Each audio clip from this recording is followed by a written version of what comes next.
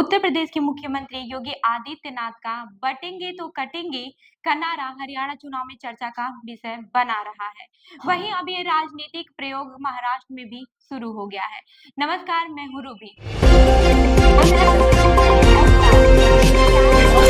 आप देख रहे हैं जन दर्पण, सत्ता का खेल, गणित की नजर, सत्ता गणित। कुछ दिन पहले मुंबई और ठाणे में मुख्यमंत्री योगी आदित्यनाथ की फोटो के साथ बटेंगे तो कटेंगे के संदेश वाला होर्डिंग्स देखे गए थे। महाराष्ट्र में विधानसभा चुनाव के लिए 20 नवंबर को मतदान होना है। ये होर्डिंग्स इसी चुनाव की पृष्ठभूमि में बीजेपी की ओर से लगाए गए थे। इसके साथ ही आने वाले दिनों में योगी आदित्यनाथ की करीब 15 सभाएं महाराष्ट्र के अलग अलग हिस्सों में होंगी। ऐसे में सबसे बड़ा सवाल यही है कि क्या योगी आदित्यनाथ का और उनका नारा हरियाणा के बाद महाराष्ट्र में भी सफल हो पाएगा? बटेंगे तो कटेंगे नारे का वास्तव में मतलब क्या है? अब ये भी जान लेते हैं कि बटेंगे तो कटेंगे का नारा कब आया था। महाराष्ट्र में 288 विधानसभा सीटों के लिए 20 नवंबर को वोट डाले जाएंगे।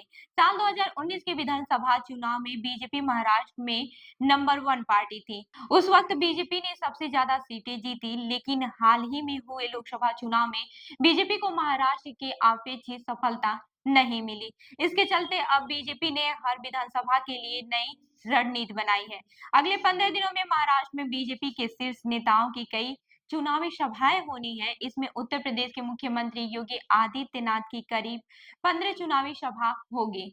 कुछ दिन पहले मुंबई और अंधेरी, बांद्रा कला, नगर, ठाणे, जोगेश्वरी जैसे कई इलाकों में योगी आदित्यनाथ के बैनर लहराए गए थे। इन बैनरों पर योगी आदित्यनाथ के उत्तर प्रदेश और फिर हरियाणा चुनाव में दिया गया नारा बटेंगे तो कटेंगे लिखा हुआ था। ये बैनर मुंबई बीजेपी के पार्टी सदस्य विश्व बंधु राय ने लगाए थे।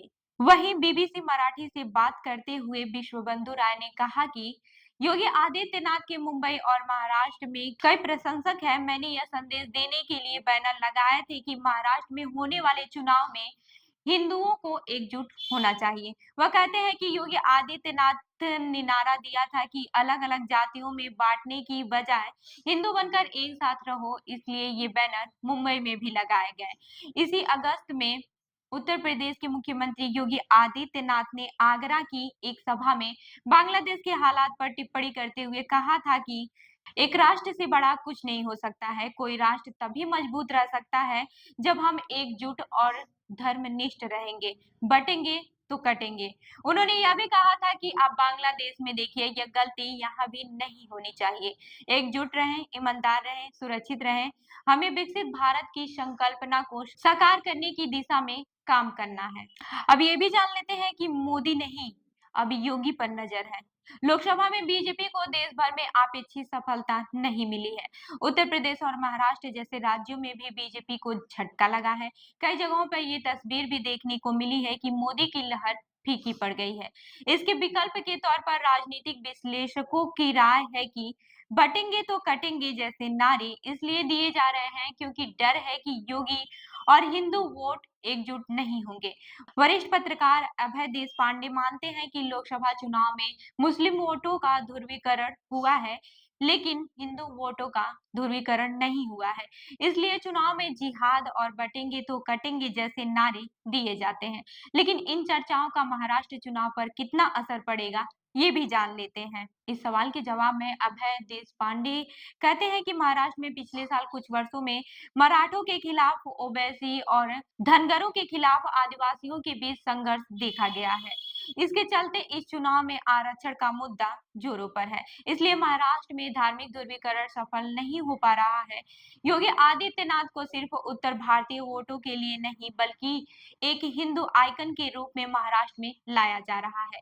वहीं वरिष्ठ पत्रकार और राजनीतिक विश्लेषक सुहास पलासीकर मानते हैं कि यह महाराष्ट्र में मराठा और ओबीसी आधारित वोटिंग पर काबू पाने की बीजेपी की कोशिश है। वह कहते हैं कि यह हिंदुओं को एकजुट करने की कोशिश है।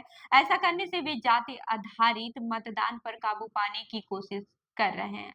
ऐसा नहीं है कि इस कोशिश से बीजेपी को कोई फायदा नहीं होगा। कुछ फायदा हो सकता है और वे ऐसा माहौल बना रहे हैं। तो ऐसी ही अन्य खबरों के लिए जुड़े रहिए हमारे साथ, देखते रहिए जन दर्पण न्यूज। धन्यवाद।